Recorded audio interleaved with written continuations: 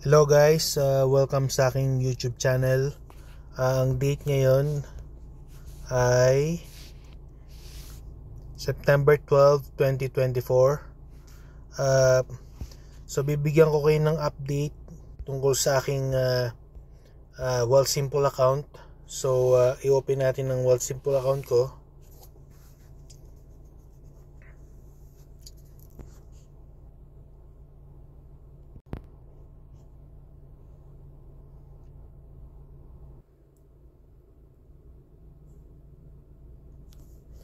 Okay, so nung last time na chinek ko yung last video natin, nasa 17,000 something yung aking value ng aking account. Ngayon tumaas siya ngayon, nasa 20,575.45 na siya ngayon. So ang nangyari nung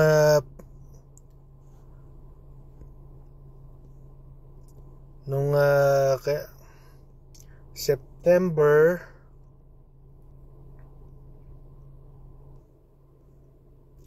September 8, sumweldo ako ng sa aking Yieldmax funds, sa aking mga stocks.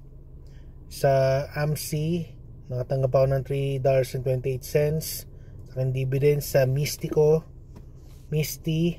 RSP dividend 404.79. tapos yung Misty rin sa aking TFSA 424.61, pero may kinakaltasan ng non-resident tax sa TFSA. So minus 63.69. Tapos sa NVDY 21.59 ang dividend ko sa RSP. Tapos sa NVDY ko sa TFSA 2204 non-resident tax minus 3.31. Kony ko sa FHSA 1315 non-resident tax minus 1.97. Sa RSP yung Kony 58.41 RSP non-resident tax. Sa TFSA yung Kony ko 3563 minus 5.34. Tapos sa TSLY ko 1186. FHSA non-resident tax $78. TSLY dividend ko sa RSP 2250. Non-resident tax sa TFSA 95 cents. Sa TSLY ko sa dividend ko $6.33. Yun. So pag RSP hindi kakakaltasan ng non-resident tax, pero pagka nag-invest ka ng US stocks or ETF sa TFSA or sa FHSA, kakatasan ka nila ng non-resident tax. So may balita ngayon tungkol sa mga Yieldmax funds. So sabi dito sa aking sabi sa news dito,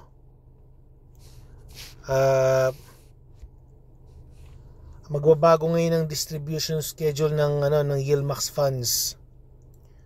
So ang YMAG at saka yung YMAX at saka YMAG magiging weekly pay na siya.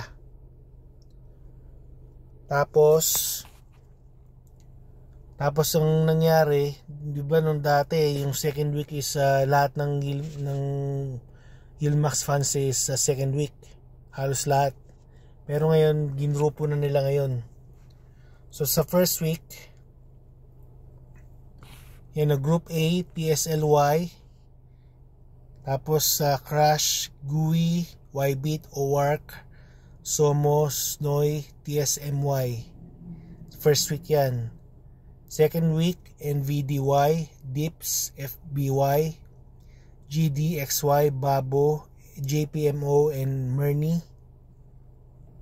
Sa third week, Kony, Fiat, MSFO, AMDY, NFLY, ABNY, PYPY, and ULTI. Tapos sa Group D, Misty, YQQQ, AMC, Appli, AIYY, DISO, SQY, SMCY. So ang aking magiging strategy nito, ang kagandahan nito kasi every week may matatanggap akong dividends. Kumbaga ini-spread out nila, hindi yung isang buwan lang ikaw makatanggap ng dividend. Kasi usually ang nangyayari pagka nakatanggap ka lang ng monthly dividends, so ibig sabihin sobrang tagal din. Saka ang kagandahan pagka weekly payment is mabilis mag-compound yung pera. So pagka nagko-compound ang pera ng mabilis, mas mabilis ang ang paglago ng iyong dividends. So tingnan natin sa aking plano rito.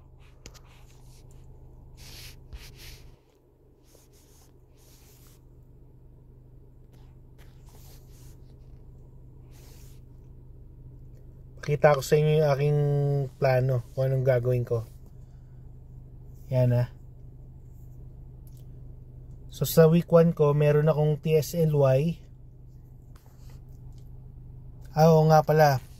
Papakita ko pala sa inyo guys. Bumili ako ng bagong fund.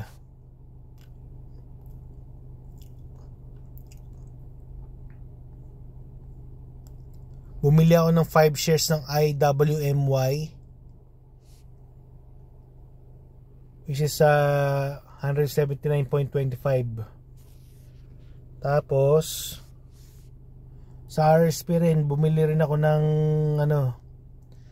shares din ng IWMY. IWMY is 7.2719 shares. Bumili rin ako niyan. Tapos sa FHSA, so bumili rin ako ng IWMY 0.6337 shares. Ang purpose nito is kasi ang IWMY, papakita ko sa inyo, itong Defiance Funds, magpipay na rin sila ng weekly payments sa dividends starting on September 26. Magbabayad na sila ng weekly payments. So ang IWNY, isa sa mga matataas na magbigay ng dividends yan. Usually nagbibigay sila ng $2.50 pataas sa kanilang dividends. So maganda ring mapalago ko tong IWMY. Pero ang focus ko muna talaga is yung Misty. So punta tayo dito sa aking notes. So ganito ang magiging setup ng aking So sa week 1 ko, TSLY, ito magbabayad sa akin, TSLY, IWNY, YMAX. Tapos sa week 2, NVDY, IWMY, YMAX. Sa week 3, Kony, Ulti, IWNY, YMAX. Tapos sa week 4 ko, Misty, IWNY, YMAX. So every week mababayaran ako nito. Ang kagandahan nito, every week may pumapasok na pera sa aking account, may yung mga dividends ko. So ang pinakamalaking composition ngayon is itong Misty. So ang gagawin ko siguro, continue ko munang makaabot ng at least 500 shares. Tapos pagka natapos ako sa 500 shares ng Misty, pangalawa ko namang papalakihin itong IWMY. Kasi isa to sa mga malalaking dividends Pero kung may makita akong mga magandang deal sa price ng ETF or ng Yilmaz ETF, kunwari mababa yung price niya, bibili rin ako. So ganito lang ang aking update ngayon for today, and I'll see you guys on my next video. Take care always, and God bless. Bye.